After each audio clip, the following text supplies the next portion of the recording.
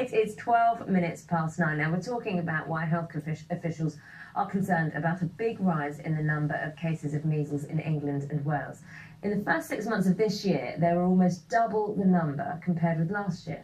It's thought that the increase is due to the continued low uptake of the MMR vaccine in some parts of the country, with outbreaks occurring in Merseyside and in Sussex, while Dr. Rosemary Leonard, a GP, of course, is with us here this morning. Thank you very much indeed for coming in. And this, as we were saying earlier in the morning, all harks back some 10, 12 years ago to the MMR, a big worry, people not getting their kids vaccinated. And now, in many ways, it may be unkind, but the chickens are coming home to roost. Yes, and this was actually when the vaccine rates fell. This was going to happen, and there have been ongoing cases of measles, and actually they're now increasing, and we're looking at probably having about 2,000 cases of measles in the country this year.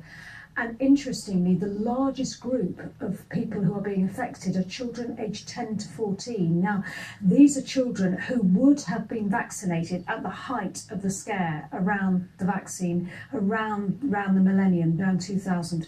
And the vaccine rates were at their lowest in 2002. And lo and behold, children aged 10 to 14 are the ones that are most being affected. And it's probably their parents actually just have thought, well, they're too old to get measles now. They maybe have not remembered, hang on, they didn't have the vaccine. The vaccine rates now are high. The vaccine rates are good. Confidence in the MMR has been restored.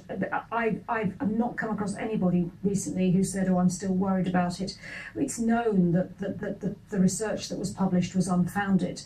But what we've got to do is get these children who missed out on the vaccine, we've got to get them vaccinated now. I was one of those children that had the measles and, all the chickenpox, etc., when I was very, very young. So I don't remember it, but I don't remember it being awful or something really to worry about. But actually, this is serious, isn't it? Measles is really horrible, and that's the other problem we have. People think, oh, well, measles isn't serious, and even if it is, well, you can treat it.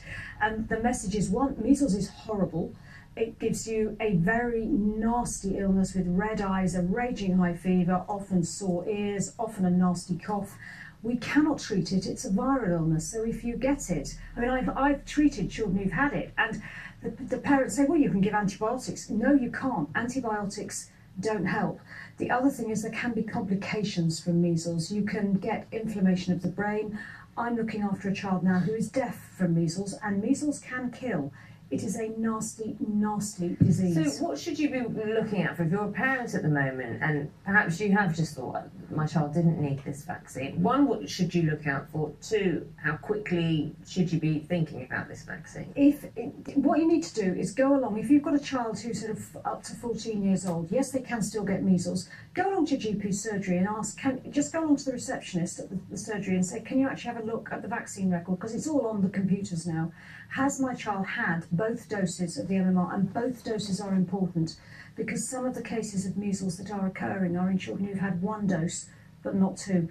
And the other thing I would stress is if your child had single dose vaccines, these were never licensed in the UK, and it would be sensible just to have you get your child dosed with two doses of the licensed MMR. Just two quick final points. What symptoms should anyone be looking out for? It's a raging high fever, child who's very, very unwell, red inflamed eyes, and then a very obvious, very florid red rash. They are clearly, lots of viral illnesses cause a slight rash with a little bit of a fever. This is much, much worse, really high fever, and a child who just doesn't want to get out of bed. And just briefly, as you were saying, it's potentially very serious for the person that has it. Also, it's potentially serious for other people in the wider community. Yes, particularly young babies who we start giving the vaccine at 13 months. But if you've got a baby 6 months or above who you think may have been in contact with measles, go along to your GP because we can give a dose of the vaccine early. You still need to have the two doses later, but we can start vaccinating at 6 months. Dr. Rosemary Leonard, it's good to see you. Thank you very much for coming in. Always so informative. Thank you.